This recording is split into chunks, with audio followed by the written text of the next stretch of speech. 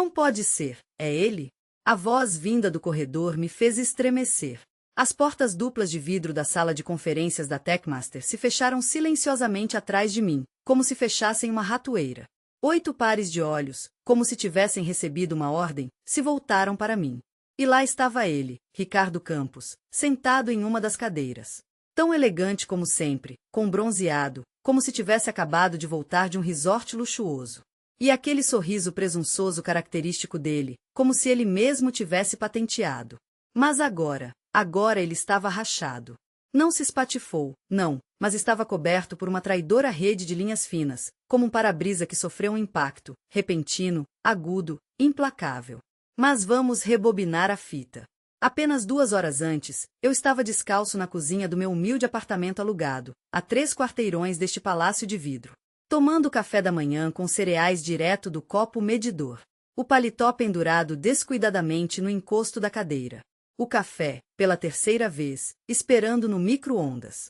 Meu fiel cão Bidu, uma mistura de retriever e crise existencial, lambia concentradamente manteiga de amendoim das minhas anotações rabiscadas.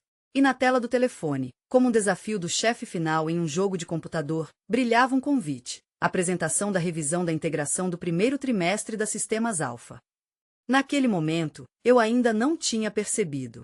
Não entendia que a Sistemas Alpha era, na verdade, eu mesmo. Não percebia que todo o sistema operacional tão elogiado dele se baseava em linhas de código que eu, quase morto, escrevi às 2 da manhã, equilibrando-me à beira de um colapso nervoso e alimentando-me de macarrão instantâneo. Eu não fazia ideia de por que nossos parceiros da Techmasters evitavam reuniões presenciais há 2 anos. Para eles, éramos apenas fornecedores, uma engrenagem anônima na máquina. Meu Deus, como eu estava ingenuamente sorrindo naquela época. Mas tudo começou não na sala de conferências abafada e nem mesmo com a risada sarcástica daquele Ricardo, chamando meu protótipo de um programa que um primo de 3º grau oligofrênico fez na garagem. Não, o verdadeiro inferno começou na manhã seguinte depois que eles me dispensaram. Ao acordar, encontrei em meu e-mail uma mensagem anônima com um arquivo PDF. O assunto era lacônico: eles estão usando seu código. No anexo, um slide com a arquitetura interna da Techmasters. E lá estava o núcleo SLLE, a mesma estrutura de dados, os mesmos esquemas de backup, até mesmo aqueles malditos bugs que eu ainda não tinha conseguido corrigir. Eles não apenas copiaram, eles roubaram. A princípio, pensei que estava enlouquecendo, que a paranoia estava tomando conta. Mas então apareceram capturas de tela do Slack. Alguém vazou a correspondência deles. Ricardo e sua equipe discutiam como encobrir os rastros. Vamos apenas retocar o código para não fazer barulho. Vamos mudar a interface. Vamos colocar outro logotipo. Ele não vai desconfiar de nada. Eu descobri. E me contive. Sem gritos, sem histeria, sem cartas cheias de ameaças.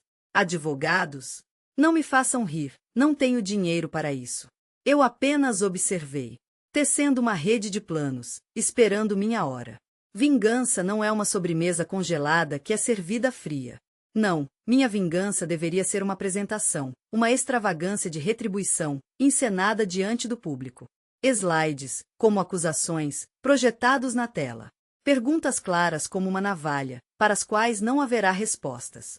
Na mão, uma xícara de café expresso escaldante, e no palco, ele, meu inimigo, pregado ao pelourinho de sua própria apresentação.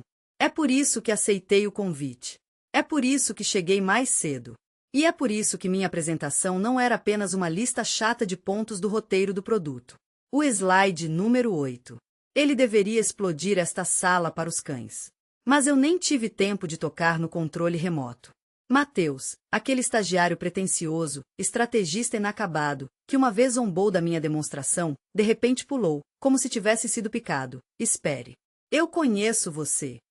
Naquele momento, o queixo de Ricardo não apenas caiu. Ele se petrificou. Ele ficou sem palavras. Apenas olhou, como se estivesse paralisado. Seus olhos corriam freneticamente para os lados, como se estivesse procurando desesperadamente uma brecha na realidade onde eu não existia. Sua boca ligeiramente entreaberta, mas nenhum som, nenhum suspiro. Parecia que ele tinha visto um fantasma. Não. Pior. Ele viu sua recompensa, incorporada em carne e osso. Mateus caiu de volta na cadeira tão rápido que ela gemeu em protesto. Um dos membros do conselho de administração se inclinou para sussurrar algo, mas o silêncio, denso e sinistro, engoliu suas palavras. No silêncio abafado da sala, parecia que apenas um pequeno pendrive USB respirava. Eu o coloquei na mesa, e um clique silencioso ecoou pelo ar tenso. Na faixa azul, destacava-se claramente a inscrição: SLLE Backup Vinil. Ricardo, como se estivesse preso pelo olhar, olhou para o pendrive. Ele piscou várias vezes, como se não acreditasse em seus olhos. Isso não pode estar acontecendo, sussurrou ele, e havia desespero em sua voz. Eu peguei o controle remoto e apertei o botão. Na tela, apareceu o primeiro slide, um diagrama de blocos complexo e detalhado. Um diagrama industrial, dolorosamente familiar. Era a pilha visualizada guaratinguetada Techmasters, sua criação, que eles orgulhosamente chamavam de FluxBridge. Uma artéria de $1 bilhão. Mas no canto do slide, o nome do arquivo era claramente visível. Tracefire SLLEV3.1forbiar PPNG. Um dos executivos semicerrou os olhos, encarando a tela. Espere. Tracefire? Isso é nosso? Perguntou ele com crescente suspeita. Não, respondi secamente, minha voz fria e cortante. É meu. Não sorri. Dei-lhes tempo para processar. Observei o reconhecimento infiltrar-se em seus rostos como veneno. Ricardo parecia estar tentando escapar de um pesadelo que cheirava exatamente como aquela sufocante sala de conferências. Cliquei novamente. O segundo slide era uma captura de tela de uma conversa no Slack.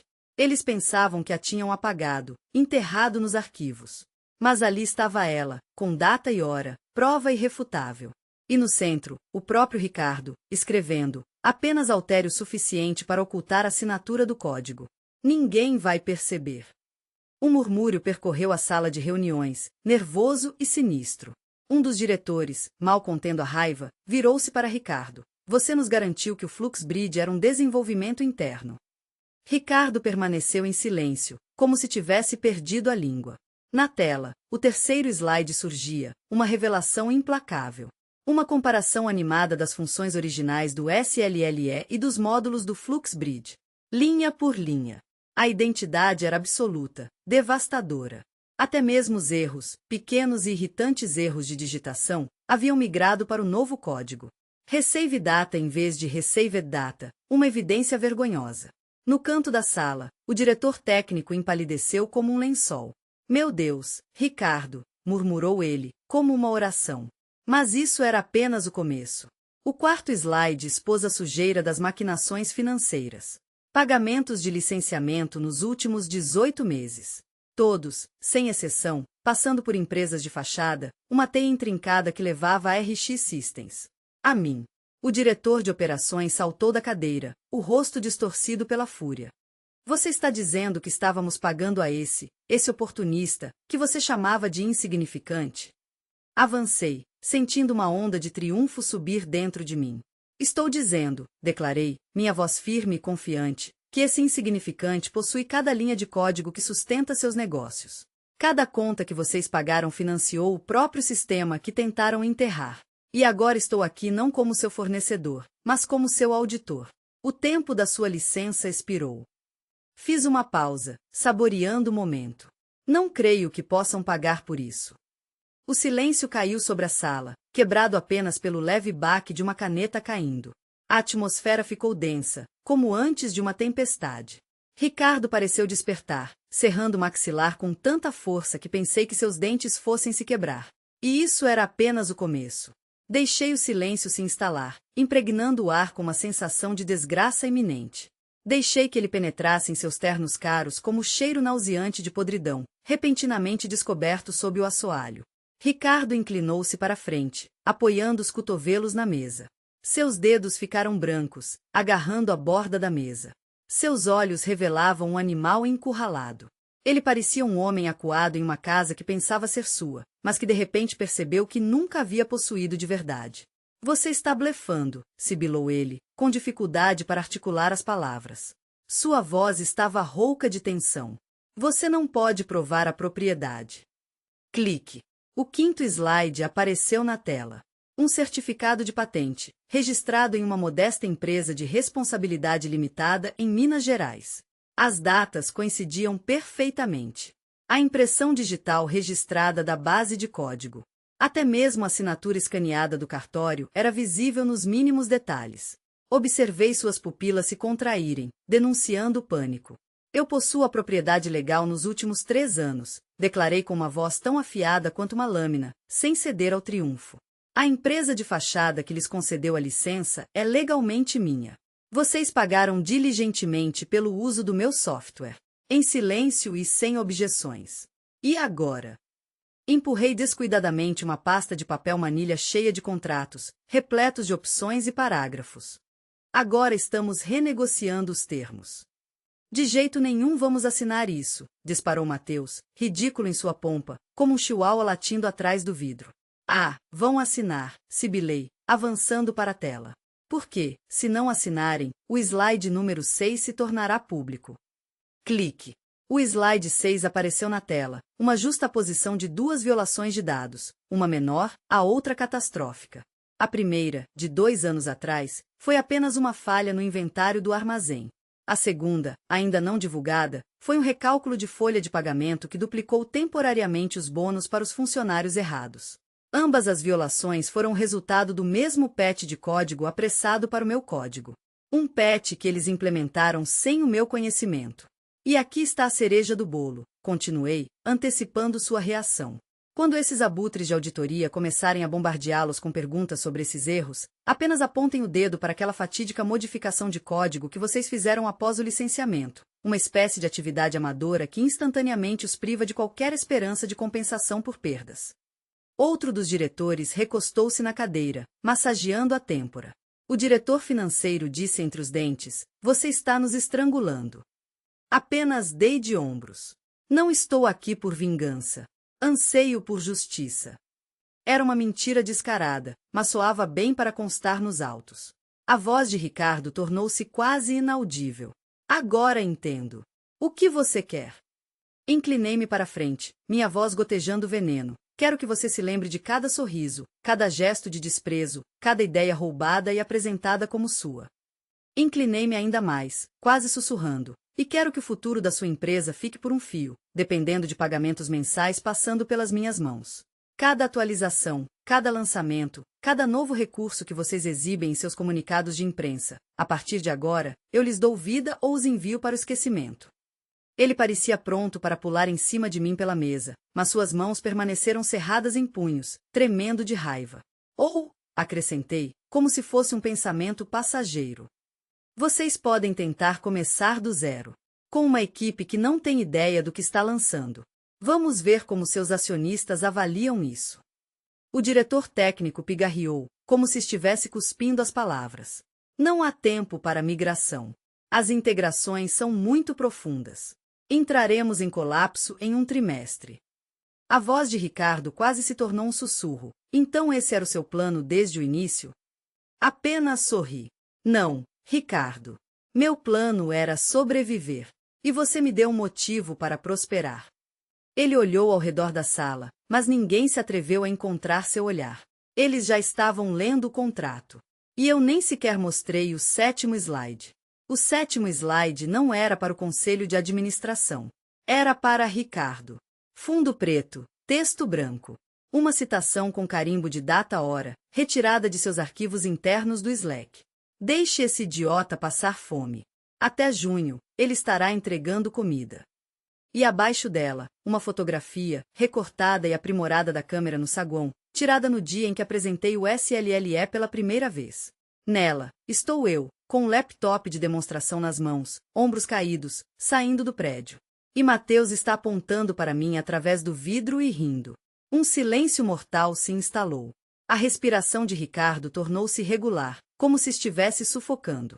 Ele se esforçava para manter a compostura, mas o pânico já transparecia através da máscara de confiança. Em um instante, ele pareceu ter envelhecido, abatido, como se as paredes da sala de conferências, revestidas de mogno, pairassem sobre ele, ecoando o escárnio com o qual ele me cobriu.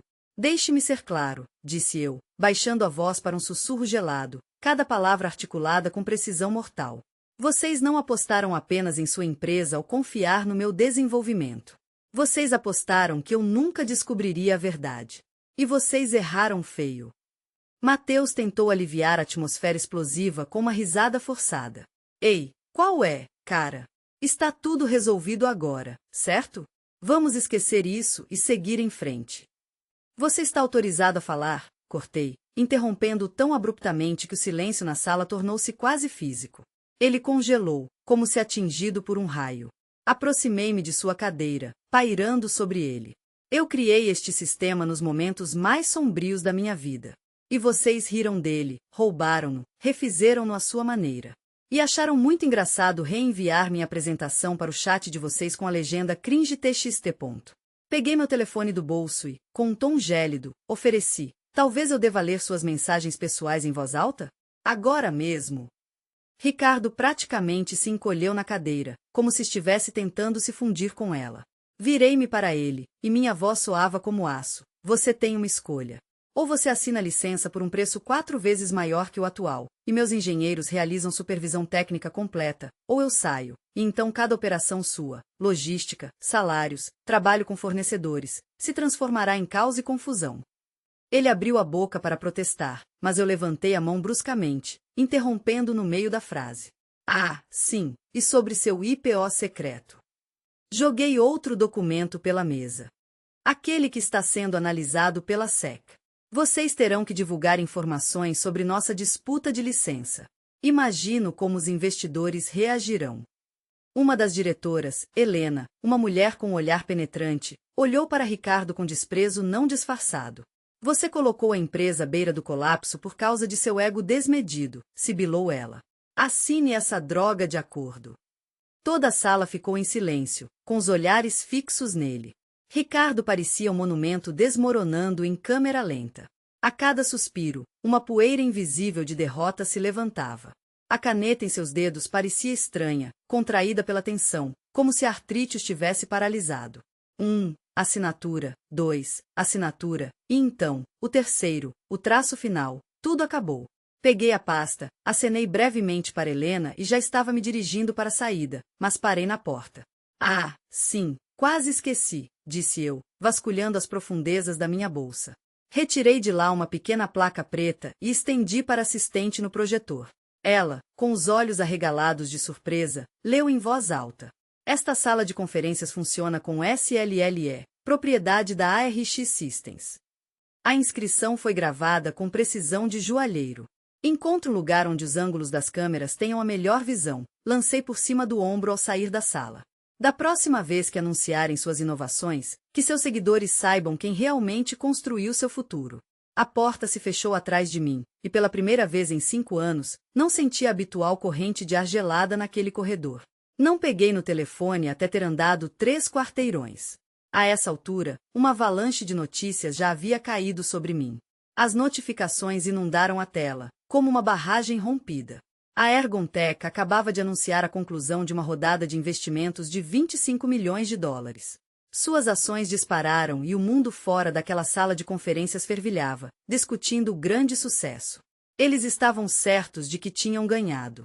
Mas, é claro, não tinham ideia de que o verdadeiro jogo ainda estava sendo jogado, e eu estava definindo as regras. A luz vermelha do semáforo inundava o interior do carro, e eu observava o caleidoscópio de luzes e sombras da cidade grande dançar diante dos meus olhos. A multidão de pedestres, como formigas, corria para seus afazeres, sem perceber nada ao seu redor. Buzinas de carros cortavam o ar, e placas de trânsito proclamavam silenciosamente regras banais. Mas na minha cabeça pulsava apenas um pensamento, o rosto de Ricardo no momento da assinatura. Eu não esperava que ele quebrasse tão rápido. Mas ver sua mão traçar o nome na linha pontilhada, como se ele finalmente capitulasse diante do que tentará destruir por anos, causou uma satisfação estranha, quase dolorosa. Não senti triunfo. Ainda não. O jogo ainda não acabou. O acordo foi fechado, é claro, mas sempre restam pontas soltas. Pontas sujas e nojentas que precisam ser cortadas. Ao voltar para o escritório, mal tive tempo de tirar o paletó quando o telefone tocou. Havia uma certa hesitação na voz de Claire, minha assistente. Senhor, você tem uma visita. Olhei para o relógio. Mal era meio-dia. Quem? Perguntei, já sabendo a resposta. Ricardo Campos. O nome soou como um soco no estômago, tirando o ar dos meus pulmões. Mandei Claire deixá-lo entrar. Uma parte de mim estava queimando de curiosidade, mas a outra, muito maior, não ia deixá-lo escapar tão facilmente. Ele não se fez esperar. A porta se abriu com um rangido silencioso, e Ricardo entrou no meu escritório. Apenas uma sombra restava daquele CEO arrogante que certa vez rejeitou minha apresentação com desdém. Seus olhos estavam cheios de confusão e medo. Ele estava sentado na minha frente, como um general que sofreu uma derrota esmagadora, mas se recusava a erguer a bandeira branca. Você me chamou?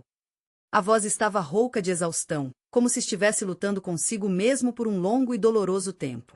Sente-se, lancei, apontando para a cadeira em frente à minha. Sem cumprimentos, sem ofertas de bebida. Esta não era uma visita amigável. Ele se sentou na cadeira, juntando as mãos, como se estivesse se preparando para levar um soco no estômago. O que vem a seguir? Ele sussurrou, quase imperceptivelmente. Eu observei atentamente, vendo como por trás da máscara de bravata cansada, que ele tanto amava exibir na sala de reuniões, se escondia o verdadeiro medo. Ele ainda não entendia. Em seus olhos, havia uma esperança de negociação, de transformar esse revés temporário a seu favor. É mais simples do que você pensa, eu disse em um tom uniforme. Você mantém sua posição, e eu recebo os lucros. Lucros? Sua risada soou patética e forçada. Ele estava tentando recuperar algum apoio, mas o chão havia sumido debaixo de seus pés. Esta empresa nunca foi uma fonte de lucro para você, foi?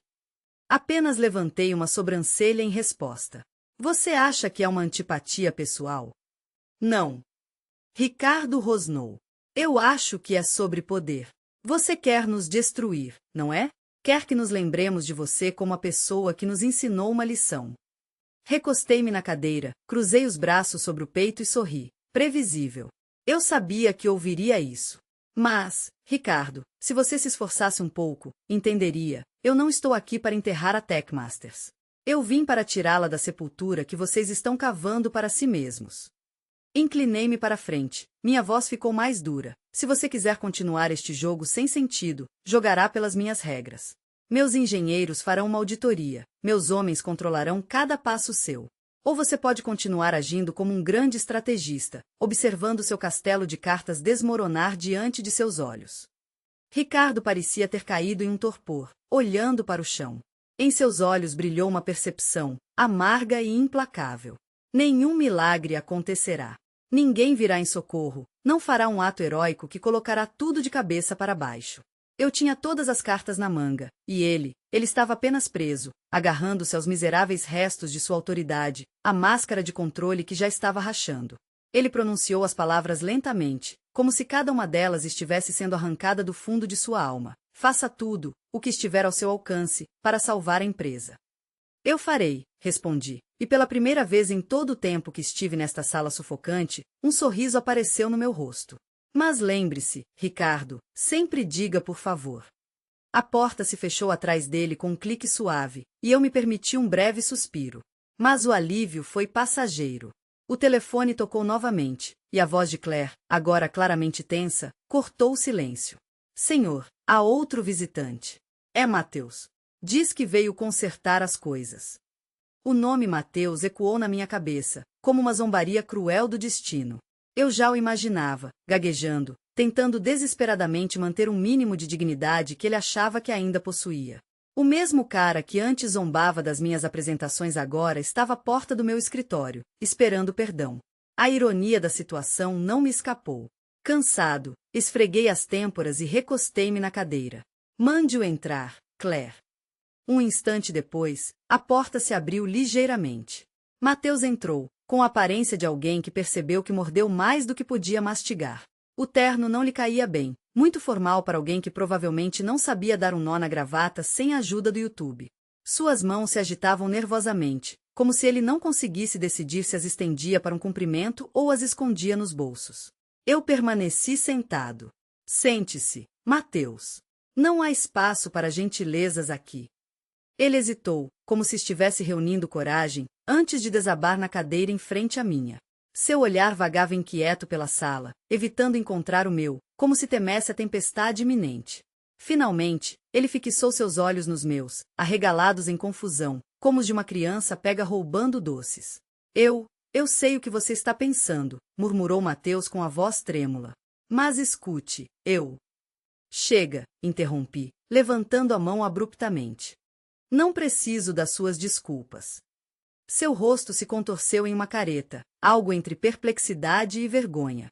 Ele abriu a boca para protestar, mas imediatamente se calou. Aparentemente, a realidade da situação finalmente o atingiu. Sabe, Mateus, continuei, inclinando-me para frente, quando você zombava do meu código, eu pensava que você era apenas um garoto entediado que não tinha nada melhor para fazer e que não entendia nada. Mas isso... Minha voz ficou mais dura. Isso é você tentando salvar a sua pele.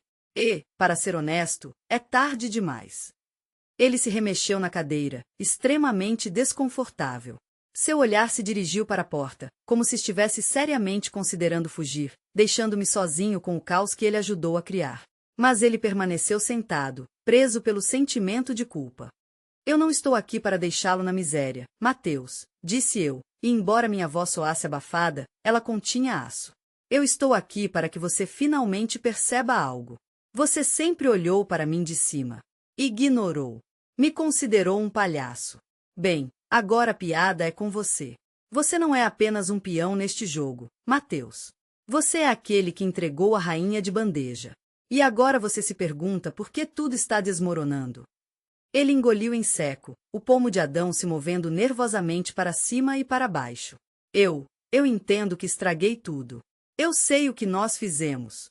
O que eu fiz? Eu não queria que tudo terminasse em um pesadelo, Ricardo. Ele me empurrou para isso.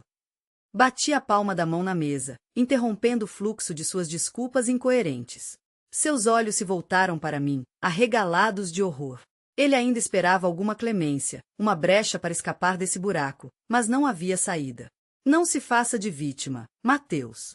Você foi cúmplice. Você tomou decisões. Você deu ordens. E agora você está aqui na minha frente implorando por perdão, como se isso pudesse lavar a sua culpa. Não vai lavar, e suas desculpas não significam nada. Levantei-me, contornando lentamente a mesa. Cada passo ressoava com peso nos meus pés. Mateus ficou paralisado, sem tirar os olhos de mim. Em seus olhos brilhavam medo e confusão, como se ele só agora estivesse percebendo a profundidade de sua maldade. Quer redenção? Lancei, queimando-o com o olhar. Parei bem na frente dele, imponente sobre ele, como sobre um fantasma do passado. Quer reparar seus erros? Suma do meu escritório. Corra para a sala de reuniões. Diga ao Ricardo para reunir forças, ou eu vou expor a falência dele. Então, talvez, só talvez, você comece a merecer o seu lugar nesta empresa. Inclinei-me perto do seu rosto, e minha voz se transformou em um sussurro sinistro. Se você por um segundo imaginar que, saindo daqui, você será um herói, tire essa ideia da cabeça.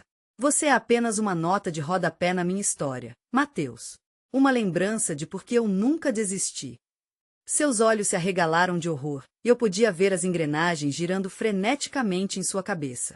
Ele estava tentando pesar todas as consequências, encontrar uma maneira de manter o emprego sem vender sua alma ao diabo de vez. Mas ele cruzou a linha. Não há volta. Você é pó sob meus pés, um eco lamentável do passado, rosnei, observando-o encolher-se. Apenas saia. Vá embora.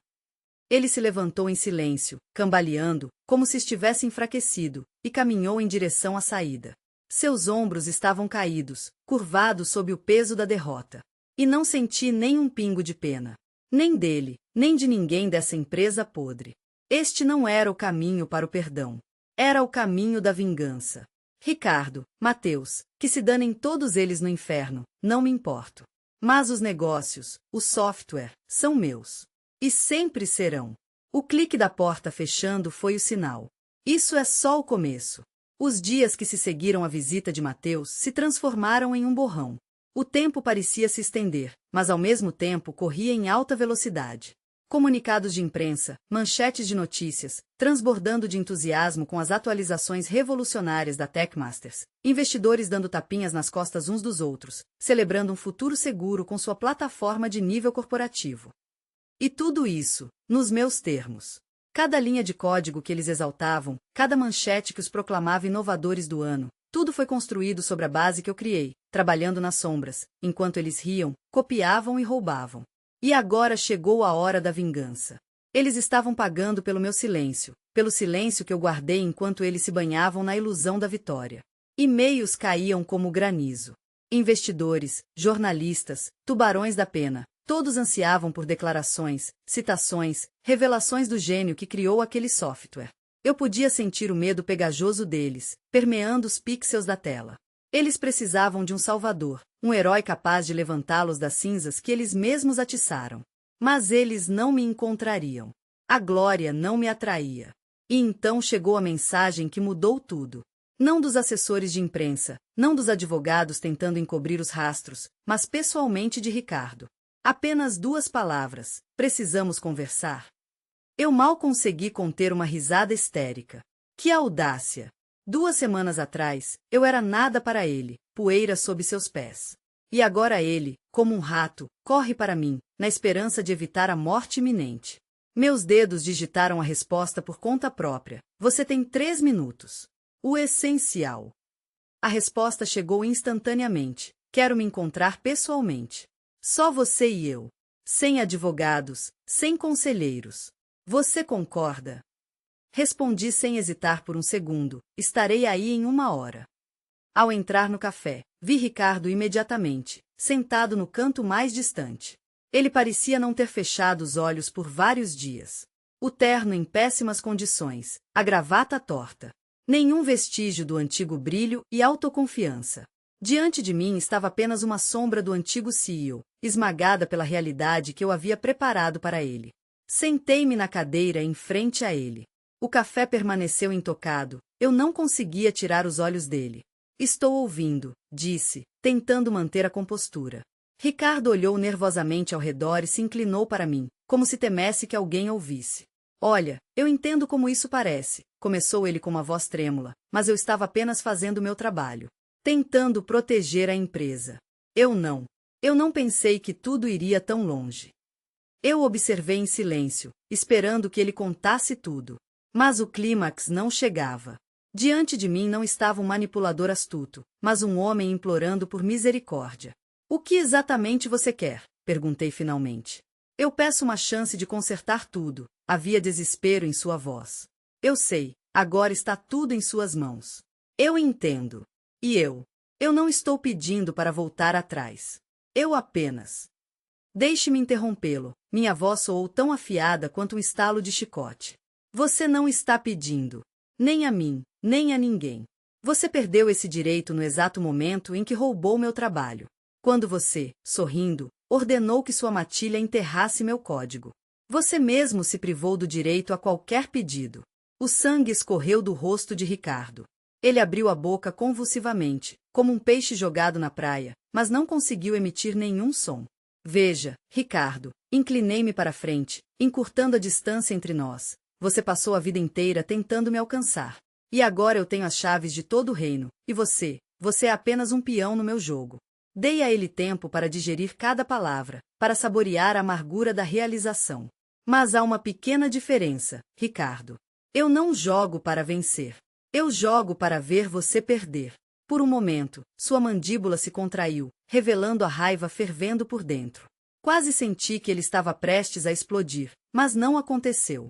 Apenas um aceno lento e derrotado. Aquele foi o momento da verdade. O momento em que ele percebeu que o jogo havia terminado. Que não havia mais volta.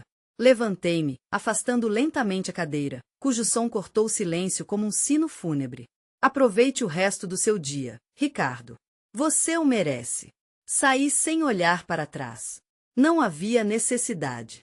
Era como se uma montanha tivesse saído dos meus ombros. Mas assim que pisei sob o sol ofuscante, o telefone tocou novamente. Outra notificação. Outra manchete gritante. O destino da Techmasters em questão. Manipulações de licenças e legalidade do software sob o microscópio.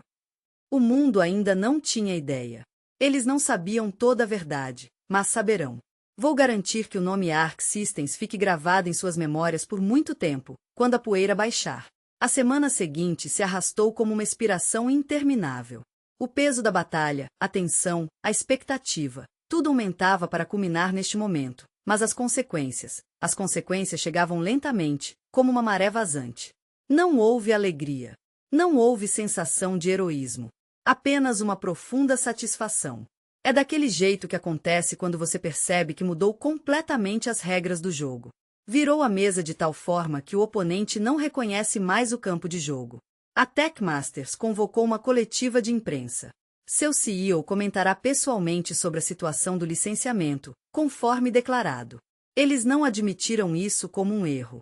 Não, eles chamaram isso de falha de comunicação. Não precisa ser um gênio para perceber que isso é apenas um eufemismo elegante para fomos pegos de surpresa e agora estamos desesperadamente tentando nos safar. Eu estava assistindo a essa farsa do meu escritório velho e meio escuro, onde passei anos debruçado sobre o código, enviando e-mails intermináveis e lutando por um lugar ao sol nos confins desse império.